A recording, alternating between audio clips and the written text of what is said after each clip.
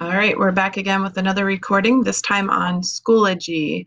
So once you were in Clever, I'll show you that one more time, the Clever app. You logged in with your Google account and you favorited Schoology. You click on Schoology and it takes you into Schoology with your long CPS email account. Once you're in Schoology, it might come up something like this. To access the information that I have put in here about remote learning or professional development, you will want to go to Courses, and then you will want to click on the flying tiger that says Mount Airy Tigers. And the first red folder that says Remote Learning Info for Teachers, this is where everything that has to do with this remote learning time has been placed.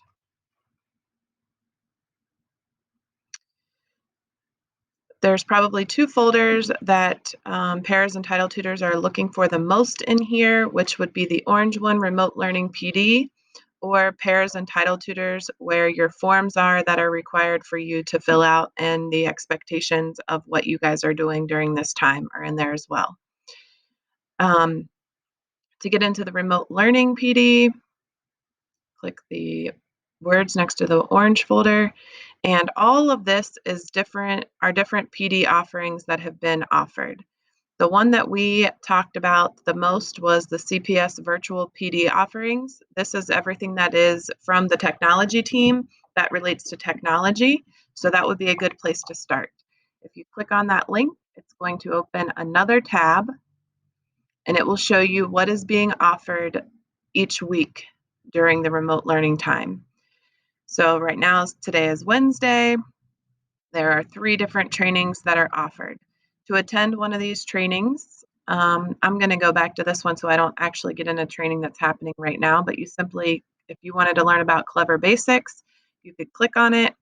It will open a link here to go straight into the Google Meet, and that is where your virtual PD will happen. So you just click that link and it will take you in during that day and that time. That's how you access that. And looks like they have already started on working on next week's PD as well. So it constantly is changing. They update it all the time.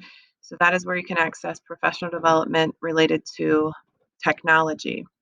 Once you finish that, then there is a form that you fill out to get the contact hours for taking that PD.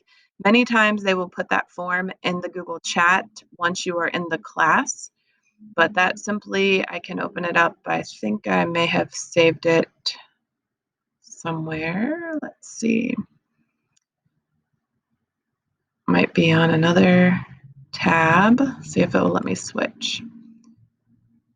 Earn contact hours. So this is what the form looks like. You simply put like your email, your name, your employee ID, your role, what type of training you had, what school you're from, type of training. That is where you would put joined virtual PD session. Usually they're 30 minutes to an hour, who your trainer was, you rate the training, and then you click submit. So that is how you fill out the form for your trainings afterwards.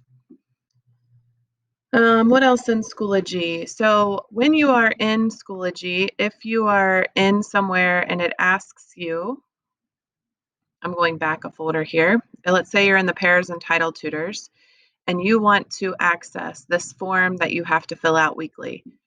You need to make sure that when you click on that form, if it says you need to request access, do not click request access. We cannot change it to you for you to have access through a personal account. You need to be in your CPS account.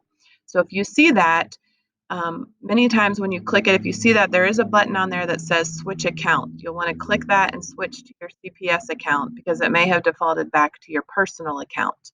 So that is just a tip for making sure that you're in the right account. If it ever asks you to request access, do not request access. Just click switch account and go onto your CPS account. When you are in the trainings, if you do go to any of these, just a couple things they asked me to remind everybody that you need to have your microphone muted. And if you have questions, to drop them in the side in the chat so that they can answer them and not be interrupted during the actual training part. But they're happy to help